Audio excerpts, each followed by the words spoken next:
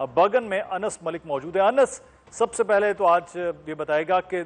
कल तक, यानी कि 2 दिन तो ये लग रहा था कि चीज़ें बिल्कुल ख़त्म हो गई हैं, आप वहाँ पर मौजूद थे, आपसे बात हो रही थी तो लगा कि सिर्फ सफ़र आपका हुआ है और सफ़र के बाद फिर वापसी हो जाएगी, लेकिन एकदम फिर नक्शा बदला और जिस तरह से मोहसिन नकवी ईरान गए, फिर चीज़ें आगे बढ़ीं और मुज़ाकरात का सिलसिला बाकायदा आज शुरू हो गया है। आज की जो सिचुएशन है वो क्या थी और अब सूरत हाल वहाँ पे क्या है? बहुत बहुत शुक्रिया मुदस्सिर साहब for having me on the show. देखें, जो बिल्कुल आपने दुरुस्त फरमाया कि जब मैं जुमेरात को यहाँ पे पहुँचा तो उस वक्त ये सफ़र जो है वो अंग्रेज़ी का सफ़र ज़्यादा लग रहा था, ना कि उर्दू का सफ़र लग रहा था, क्योंकि जैसे हम इमिग्रेशन की लाइन में पहुँचे तो पता चला कि जी वज़ीर आज़म का दौरा मनसूख हो गया है और मुलतवी हो गया है और वो नहीं आएंगे। और उसके बाद फिर कल से गुज़श्ता 24 घंटों में 30 घंटों में जो डेवलपमेंट हुई है, वो जो अंग्रेज़ी वाला सफ़र था वो उर्दू वाले सफ़र में तब्दील हो गया और बाकायदा जो सफ़र किया है उसकी as it says it's worth it. तो पिछले 24 घंटों के अंदर जो डेवलपमेंट हुई है उसमें हमें ये समझ में आया कि मोहसिन नकवी जो है वो एक मिशन पे गए थे तेहरान, और वो मिशन ये था कि किसी तरह ईरान को कायल किया जाए कि जो आशूर तक इस मामले को, बातचीत के सिलसिले को डिले ना किया जाए। तो उस मिशन के अंदर मोहसिन नकवी जो है बज़ाहिर कामयाब हमें नजर आए। और उसी के बाद फिर हमने देखा कि पहले ये बात हुई तो कि शायद आला ओहदेदारान जो पाकिस्तान से हैं वो ही सिर्फ आए, और फिर ओवरनाइट जो है वो, बल्कि चंद घंटों बाद ही जो है ये पूरी सिचुएशन डेवलप हुई कि उधर से JD वैंस, इधर से पाकिस्तान के वज़ीर आज़म और बाकर अली वफ़द जो है वो आ गए। कतरी वफ़द जो है वो यहाँ पे जुम्मे से ही मौजूद था कतर, क्योंकि जहाँ पे मौजूद हूँ बर्गन स्टॉक रिजॉर्ट के अंदर, मेरे अक़ब में ईरान का होल्डिंग रूम है और सामने जो है पाकिस्तानी होल्डिंग रूम है, और राइट साइड पर जो है वो वहाँ पर इस वक्त कोऑर्डिनेटेड मीटिंग की जो 4 फरीक़ी मुज़ाकरात हैं उसका दूसरा राउंड जो है इस वक्त शुरू हो चुका है। तो पिछले 24 घंटे के अंदर जो डेवलपमेंट थी उसमें सिर्फ एक ही एम्फेसिस ये था कि किसी न किसी तरह बातचीत के सिलसिलों को रोका ना जाए, और मेरे ख्याल से both sides have succeeded in that. जी सही है। तो ये संजीदा कोशिशों के बाद अब बहरहाल मुज़ाकरात का सिलसिला आगे बढ़ा है। अनस साथ रहिएगा। इमरान अली साहब, अब वाकई हम ये कहें कि मुज़ाकरात शुरू हो गए हैं और अमन की तरफ बाकायदा एक सफ़र, उर्दू का सफ़र ये उसका आगाज़ हो गया, और ख़ास तौर पर जो अगले 60 दिन हैं उसमें अब संजीदा कोशिशें, एक दूसरे के मुतालबात और तहफ़्फ़ुज़ात के बाद कोई राह निकलती नज़र आ रही है जो पिछले 24 घंटों में हमें संजीदगी है उसके बाद? देखिए, बहुत खुशाइन बात है जिस तरह अनस ने बताया कि टॉक्स शुरू हो गई हैं और बिल्कुल ईरान को पर्सुएड किया पाकिस्तान ने के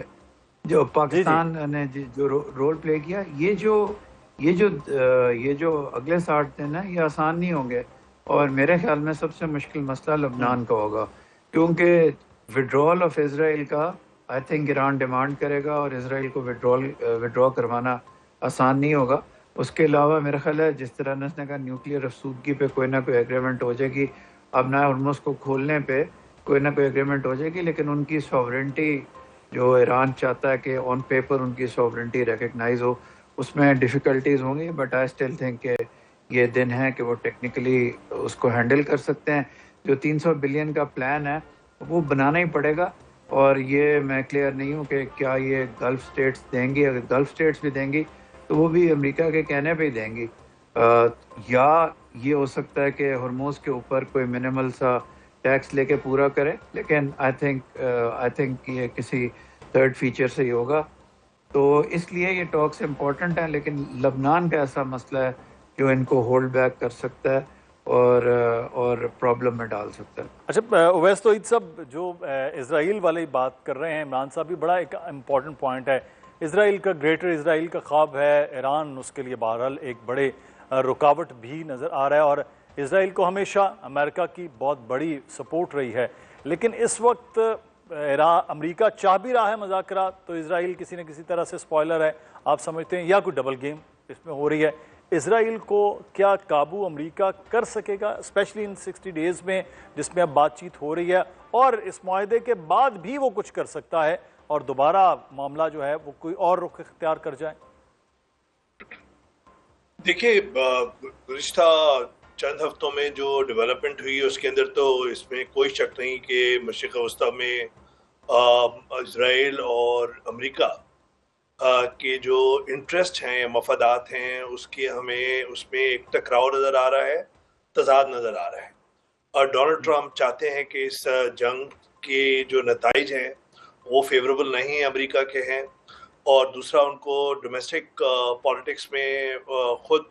اس جنگ کے خلاف سینٹیمنٹس نظر آئے ہیں. خود ان کی ریپبلکن پارٹی میں جذبات اس طرح کے موجود ہیں. ایگزٹ پولز کے اندر جو ہے وہ 6 سے 7 10 میں سے امریکی جو ہیں اس جنگ کے خلاف ہیں. اور ایک بیانیہ وہاں پہ پنپ رہا تھا غازہ سے میں جنگ کے بعد، بالخصوص ینگر جنریشن کے اندر. میں خود واشنگٹن میں تھا ان دنوں، تو وہاں پر ایک جو سینٹیمنٹس ہیں وہ اینٹائی نیتنیاہو یا اینٹائی اسرائیل تھے. اور اسی وجہ سے ڈونلڈ ٹرمپ اور جے ڈی وانس دونوں کو یہ ایک اسپیس ملی ہے کہ وہ کھل کے تنقید کر سکیں، اور نیتنیاہو کو اور اسرائیل کو کافی آڑے ہاتھوں لیا ہوا ہے جو انپریسیڈنٹڈ ہے. تو مجھے ہی نہیں لگتا کہ ڈبل گیم. ہاں یہ ضرور ہے کہ اسٹریٹجک ٹائز جو ایک دوسرے کے ساتھ ہیں وہ کیا ختم ہو جائیں گی اوور نائٹ، وہ تو ایسا نہیں ہوگا. نہ ابھی جس طرح ایمبیسڈر صاحب کہہ رہے تھے، نہ انخلا ہوگا کہ جی صدرن لبنان سے جو ہے وہ ان کی فوجیں نکل جائیں گی. 2000 اسکوائر کلومیٹر یعنی کہ 20% جو ہے وہ 25% علاقہ جو ہے لبنان کا انہوں نے انلیگلی آکوپائی کیا ہوا ہے گزشتہ 4 مہینے کے اندر. مارچ سے جو خونریزی شروع ہوئی تھی، 4000 لوگ وہاں پہ ہلاک ہو چکے ہیں، 1.5 ملین لوگ ڈسپلیس ہو چکے ہیں، جو وہ بھی 1/4 آبادی ہے لبنان کی. تو ایک بلیڈنگ وونڈ تو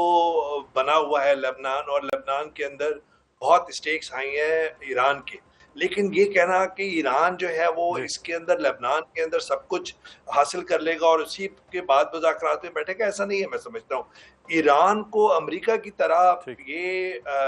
پیس ڈیل چاہیے، ایران کو گلوبل آئسولیشن سے فرار چاہیے، ایران کو اپنے جو منجمد اکاؤنٹس ہیں ان کو انفریز کروانا ہے، ان پہ جو اقتصادی پابندیاں ہیں اس کو ہٹوانا ہے. اور اسی وجہ سے وہ نیگوشیٹنگ ٹیبل پہ، اگر آپ کو یاد ہو مدثر